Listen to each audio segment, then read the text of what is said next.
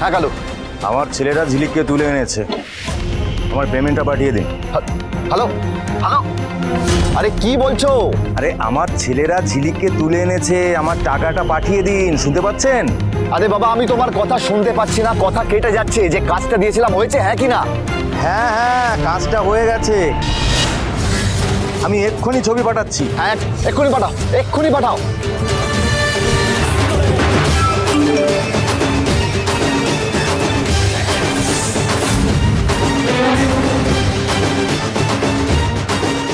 ঠিক আছে, আমি মামাকে জানিয়ে দিচ্ছি। আর শোনো, ওকে কিডন্যাপ করে যেখানে রেখেছো ওই লোকেশনটা শেয়ার করো, আমাকে জানাতে হবে। আর তুমি সন্ধ্যাবেলা এসে তোমার বাকি পেমেন্টটা নিয়ে যাও। না না, আমি অতক্ষণ থাকতে পারবো না। আরে এখানে আমার একটা চাপ হয়ে গেছে, আমার পুরনো কয়েকজন ছেলেকে নিয়ে আমি কিছুদিনের জন্য আন্ডারগ্রাউন্ড হয়ে যাচ্ছি, থাইল্যান্ডে পালাচ্ছি। তবে হ্যাঁ, যাদের দায়িত্বে দিয়েছি তারা এ ব্যাপারে খুব এক্সপার্ট, কোনো প্রবলেম হবে না। আমার টাকাটা আমার অ্যাকাউন্টে পাঠিয়ে দিন।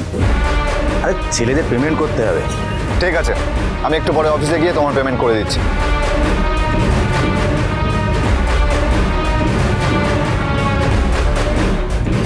হ্যালো, তোরা সব রেডি হ, পেমেন্ট আসলেই বেরিয়ে পড়বো।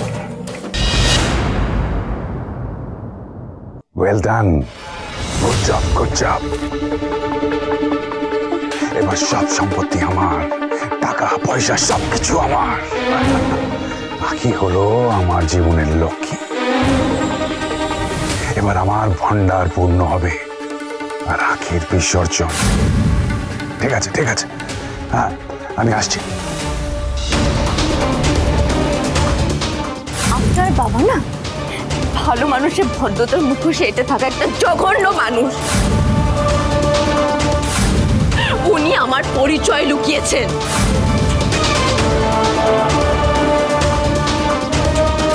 যে কে কাগজে সবসময় আমার সই নিয়ে সম্পত্তি ভোগ করছেন উনি। ওমা, তুই এখানে একা? আঁখি কোথায়?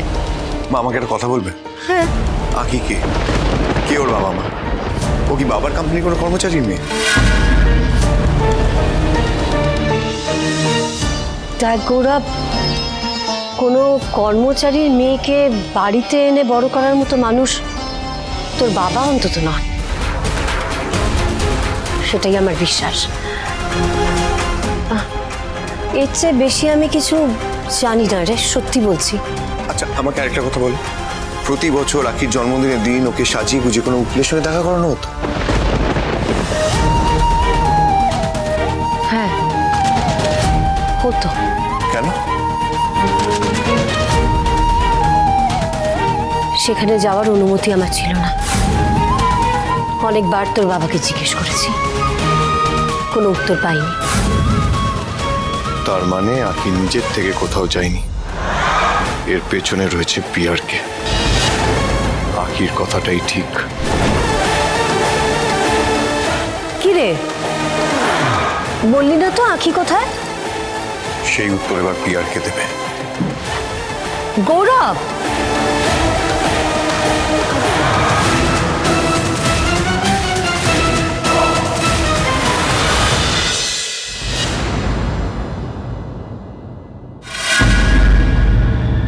বাবা, গ্যারেজটা কি অবস্থা করে রেখেছো গো তোমরা? এখানে দেখে কেউ বলবে না মানুষ বাস করে? মানুষ থাকে না, এই আমরা দুজন কি রে? সেটা তোমরাই জানো। আমি এতদিন এখানে আসিনি, দেখিও নি, তাই তোমরা তোমাদের মতো করে থাকো। কিন্তু এখন আমি এখানে প্রতিদিন আসবো, বসবো। সব সময় যেন এই গ্যারেজটা পরিষ্কার থাকে। তোর চেয়ে কত দামি দামি লোক এই গ্যারেজে বসে গেছে জানিস? কে এসেছে রে আমার থেকে দামি? কেন ঝিরিগিরি তোর থেকে দামি নয়? তুই এক কাজ কর, তোর পার্লার থেকে ক্রিম এনে গ্যারেজে মাখা, নিজের ফেসিয়াল হবে। এই ঝিলিক কোথায়?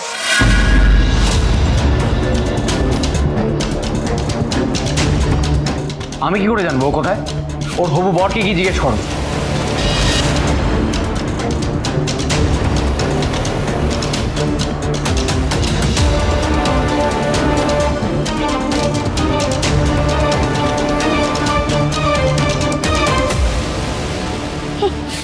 মেয়েরাজ আশীর্বাদ এখনো পেছনে পড়ে রয়েছে। এই পুষ্পমাছি দেবার পেছনে পড়ে নেই, হ্যাঁ আমরা পুষ্পমাছির পেছনে পড়ে রয়েছি। বলা তো যায় না কোত্থেকে যে কি হয়ে যায়, কার মালা কার গলায় চলে যায়।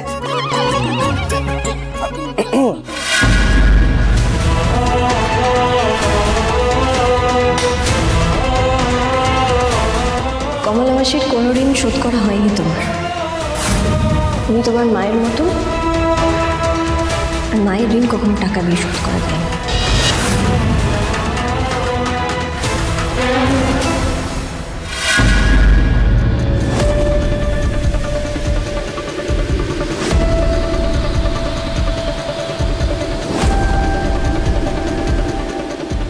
এটা একেবারে পাকাপোক্ত বন্দোবস্ত।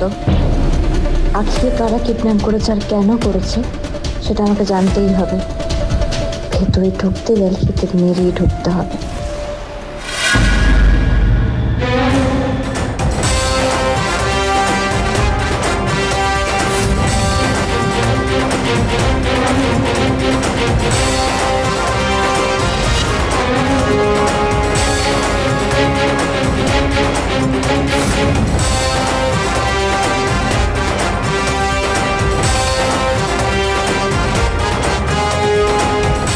এই তুই এখানে কি করছিস? তুই কে রে?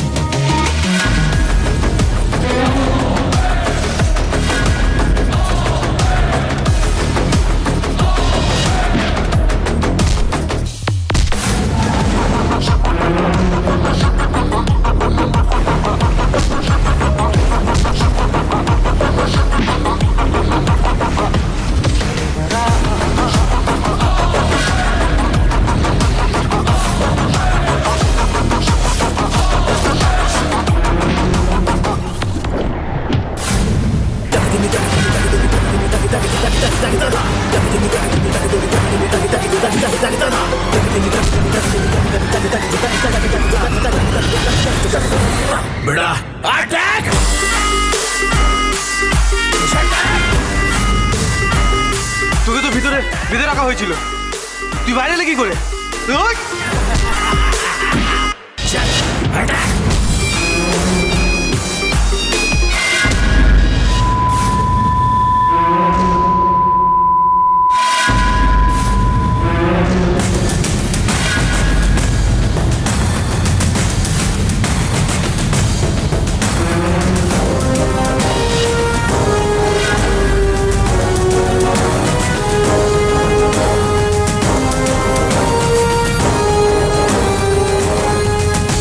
পিয়ারকের গাড়ি, তার মানে পিয়ারকে আখিকে কিডন্যাপ করেছে। আমি পিয়ারকে চোখে পড়ে গেলে সবকিছু গন্ডগোল হয়ে যাবে।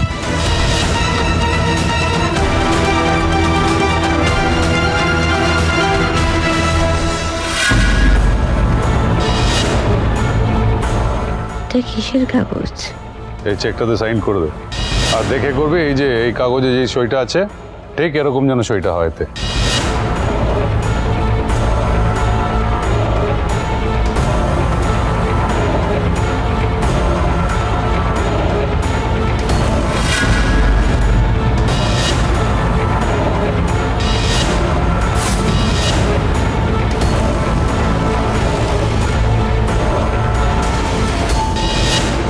পিয়ারকে আখিকে দিয়ে সই করানোর জন্য এসেছে। এই সই আমাকে আটকাতেই হবে। আমি এক্ষুনি ভেতরে যাব, কিন্তু না, পিয়ারকে যদি জেনে যায় আমরা দুটো মেয়ে, তাহলে পিয়ারকে সব জেনে যাবে, আর পিয়ারকে যা লোক ও এটার বদলা সবার উপর নেবে।